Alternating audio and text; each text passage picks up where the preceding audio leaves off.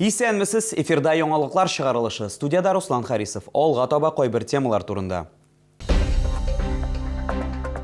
Берләшеп, ярдәм һәм җылылык бүләк итәләр. Шәһәр волонтерлары һәм битараф булмаган чаллылылар сугышчыларга җиңүне якынайтуга булышуларын дәвам итә.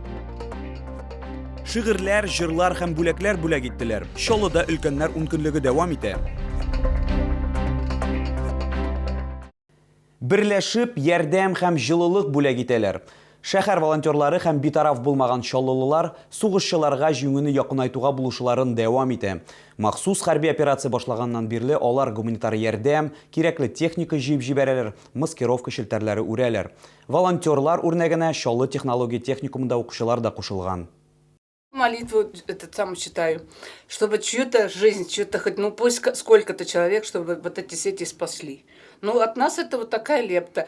Соңыннан сугышчылар өчен җылылык калдыру максатыннан шелтәрләрне кочакларга кирәк Магинур Беляева Чаллы маскировка шелтәрләре үрүдә ярдәм кирәген ишетеп уйлап та тормыйча риза була. Хәзер ул ярты ел дәвамында шелтәр үрү белән шөгыльләнә. Магинур Беляева белдергәнчә, бу аның өчен мавыгу яисә хобби гына түгел, ә бер көндә калдырырга ярамаган мөһим эш. Ничә сәгать булса да эшләргә, догаларны инде әби әйткәндек аларны менә идән чыкканнарны әми менә монда Ходаем балаларны сакла, шулай иттереп теге Фатихаларны укып шуны итеп җибәрәм. Әле кызларга да ниттем, татар кызларына әйтәм, белгән догаларыгызны әйтеп чыккач әйтәм, ул булышырга тиеш Аллаһу Тәгалә. Волонтерларга Чаллы технология техникумы студентлары да булыша. Бу чара турында үз кураторлары Лариса Худакова аша белгәннән соң, алар укудан соң җыелып маскировка шелтәрләре үрә. Моннан тыш алар 2 ел дәвамында гуманитар ярдәм җыюда да актив катнаша. Мы решили принять участие в данном мероприятии для того, чтобы помочь тем людям, которые борются на нас за нашу жизнь, за нашу свободу. Помощь такая небольшая, но я считаю, что такими маленькими шажками достигается большой успех. Студентларның кураторы Лариса Худакова сүзләренчә, укучылар тагы да дуслаша, яңа әйберләр өйрәнә һәм җиңүгә үзерешләрен кертә. Алар график төзеп, бик теләп өлкән волонтерларга булыша. Я призываю всех кураторов, всех просто учебных заведений, чтобы они подключались и приходили. У нас здесь не одна комната, да, вот если видно, здесь ребята плетут в одной комнате и в другой комнате плетут. То есть вообще в городе очень много мест, где нужно плести сети. Титан 16 компаниясы генераль директоры Илнур Юскаев белдергәнчә, Чаллыда бронежилетлар, шулай ук сугышчылар өчен махсус саклану чаралары да булдырыла башлаган. Продукция инде тестны узган, сугышчылардан уңай бәяләр алынган. Будем помогать всегда. Борьба за Россию идет, победа будет за нами. Все будет хорошо. Мы очень рады, что вот у нас такой коллектив боевой, настроенный. Ребята со СВО нам это говорят, выражают свою благодарность. Махсус операция берләштерә, Чаллы үзенекләрне ташламый дигән әйтем алга таба да эшләр белән расланачак ди волонтерлар. Лилия Гатина, Сергей Вильданов, яңалыклар. Һәркемнең өлеш кертүе мөһим. Битараф булмаган шәһәрдәшләребез, Чаллы, Тукай һәм Минзәлә районнары эшмәкәрләре алгы сызыктагы сугышчыларга ярдәм күрсәтүне дәвам итә.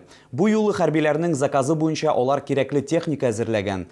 Соңыннан күңелле сюрприз көтә иде. Бу хакта тулырак алдагы минутларда сөйләрбез. Бу безнең шәһәр депутатлары һәм эшмәкәрләре, шулай ук Тукай һәм Минзәлә районы вәкилләренең беренче тапкыр гына ярдәм җибәрүе түгел. Әле хәрби офицер булган Таһирҗан Шәрипов та читтә кала алмаган. Хәрби операция башланганнан бирле ул булдыра алганча ярдәм күрсәтә. Алгы сызыкта аның дуслары да бар. Без инде аларга уңышлар телибез. Шуңа хәрби кеше буларак, мин инде бүтән үзебезнең Татарстан кешеләреннән сорар идем, һәр вакыт үзебезнең егетләргә ярдәм күрсәтеп, теләктәшлек белдереп, шушы хәрби операциядә тизрәк тәмамларга. Техника артык була алмый, егетләр Татарстан ярдәмен тоялар ди Россия кораллары көчләре полковнигы СВОда катнашучы Шамил Әюпов. Век электроники, раньше не было таких и беспилотных летательных аппаратов, и средств радиоэлектронной борьбы, и нападений, и защиты. Поэтому война отвечает современная. Мы будем биться до конца, победа будет за нами. Бүген озатылган ярдәм башкаларыннан әзрәк аерыла. Активистларны һәм эшмәкәрләрне күңелле сюрприз көтә иде. Һәр яклап ярдәм күрсәткән өчен алар махсус операциягә ярдәм медальләре һәм Россия оборона министрлыгыннан күкрәк билгеләре белән бүләкләнде. Активистлар һәм эшмәкәрләр шоулар өчен үрнәк булып тора. Гуманитар җыюда һәм озатуда педагогика университеты студентлары да катнашты. Я считаю, что гуманитарная помощь каждая приближает победу на шаг ближе, так что скоро она обязательно будет. Чара мәңгелек утка чәчәкләр салу белән тәмамланды. Лилия Гатина, Сергей Вильданов, яңалыклар. Чаллыда өлкәннәр 10 көнлеге башланды. Шәһәрнең бер шәхси балалар бакчасында бәйрәм чарасы оештырылды. Балалар иҗат номерлары һәм биюләр әзерләп 46-нчы һәм 53-нчы комплекста яшәүче пенсионерларга күрсәтте.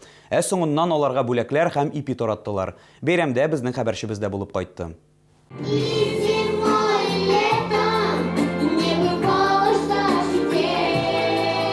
Амелия Григорьева балачак турында җыр әзерләгән кыз инде мәктәптә укый, ләкин үз районында яшәүче әби-бабайлары котлау өчен балалар бакчасына килгән. Сегодня день пожилого человека. Я пела песни и говорила стихи. Я готовилась к нему около месяца и недели. Бу бәйрәм чарасына малайлар һәм кызлар озак әзерләнгән җырлар, шигырьләр, биюләр өйрәнгәннәр. Сегодня день пожилых праздник, и мы поздравляем их, бабушек и дедушек. Мы готовим акцию хлебушек для бабушек и дедушек. Я выступал, пел песни, рассказывал стих. Чарага 46-нчы һәм 53-нчы комплексларда яшәүче әби-бабайларны чакырганнар. Алар балалар белән аралашты, үз тормышларындагы истәлекләре белән дә уртаклашты. Когда нас приглашают, мы всегда приходим на эти мероприятия. Мне очень нравится, что нас как бы здесь отмечают, встречают. Мы становимся здесь молодыми среди вот этих маленьких детей. Я раньше тоже работала на ясельной группе. Я отработала 12 лет. Алар хәзер пенсиядә булса да актив яшәү рәвеше алып бара. Волонтерлык белән шөгыльләнәләр, хәрби операциядагы сугышчыларга ярдәм итәләр, җылы носкилар бәйлиләр, окоп шәмнәре ясыйлар. Мин хөрәмчене сайма, носкилар бәйлим суга. Җәй көне дә бәйләдем, туктамадым, кыш көне дә бәйләдем. Ничек булдырабыз, шулай булдырабыз инде. Сәламәтлекләре буенча әлеге чарага килә алмаучыларга бүләкләр әзерләнгән. А в этом нам помогут волонтеры, наши дети, которые учатся в нашей частной школе, и, естественно, наши помощники 46-го и 53-го комплексов. Чарадан соң балалар бакчасында тәрбияләнүчеләр урамдагы әби-бабайларга янә пешерелгән икмәк тараттылар. Лилия Гатина, Яна Вальдю, Тимур Сафронов, яңалыклар. Татмедиа акционерлык җәмгыятенең 3 телеканалы Чаллы ТВ, Түбән Каманың НТР һәм Әлмәтнең ЮВТ-24 каналлары 22-нче төймәдә эшләүләрен дәвам итәчәк. Сентябрь азагында телерадио тапшырулар буенча федераль конкурс комиссиясе утырышы узды. Роскомнадзор аларны мәҗбүри һәм үтемле исемлеккә кертәчәк. Безнең телеканалның өстенлекләре турында алдагы минутларда сөйләрбез.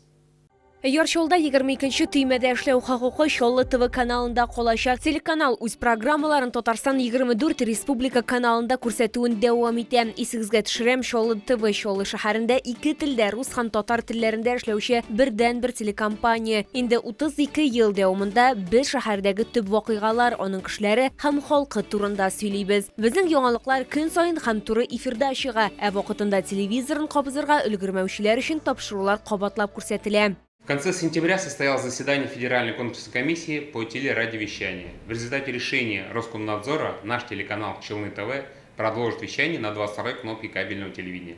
Мы благодарим за такое доверие и обещаем держать планку и будем также радовать наших телезрителей разнообразием программ и актуальными новостями. Безнең аудитория ул шәһәрдә һәм якын тирә торак пунктларда яшәүчеләр. Хәзерге вакытта телеканалда мәгълүмати, күңел ачу, аналитик, социаль сәламәтлек, экология, коммерцияле булмаган оешмалар турында 10-нан артык телевизион программа чыга. Һәм әлбәттә без бүгенге көндә иң актуаль тема махсус хәрби операция турында «Свои герои» телепроектында яктыртабыз.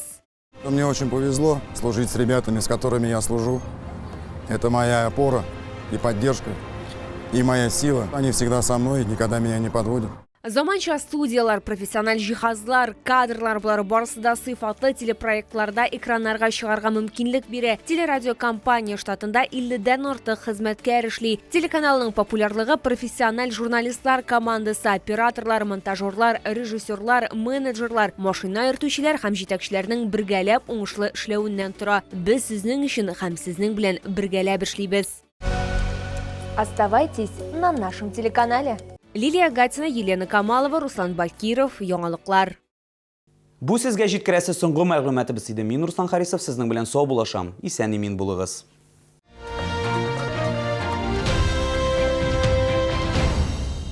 Народный артист России Константин Райкин. 15 октября. ДК «Энергетик». Кәрим Тинчурин театры 8-9 октябрьдә Түбән Кама һәм Яршаллы шәһәрендә иң яхшы спектакльләрен күрсәтәчәк. Рәхим итегез.